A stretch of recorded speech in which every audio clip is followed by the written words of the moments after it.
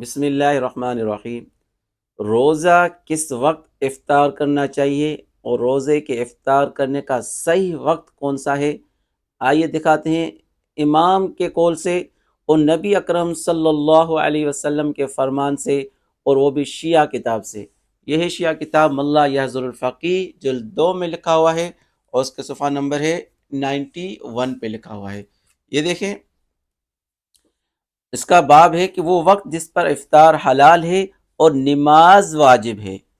حضرت امام باقر علیہ السلام سے روایت ہے کہ آپ علیہ السلام نے فرمایا کہ رسول اللہ صلی اللہ علیہ وآلہ وسلم نے ارشاد کیا کہ جب قرص آفتاب غائب ہو جائے، قرص آفتاب غائب ہو جائے یعنی سورج کی جو ٹکیا ہے وہ غائب ہو جائے تو روزے دار افطار کرے، اور نماز کا وقت بھی آ گیا۔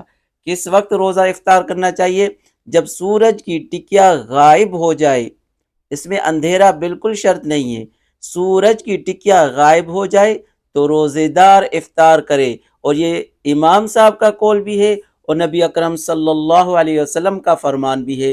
یعنی امام صاحب کے قول اور نبی اکرم صلی اللہ علیہ وسلم کے فرمان کے مطابق اہل سنت والجماعت اسی ٹائمنگ پر روزہ افطار کرتے ہیں۔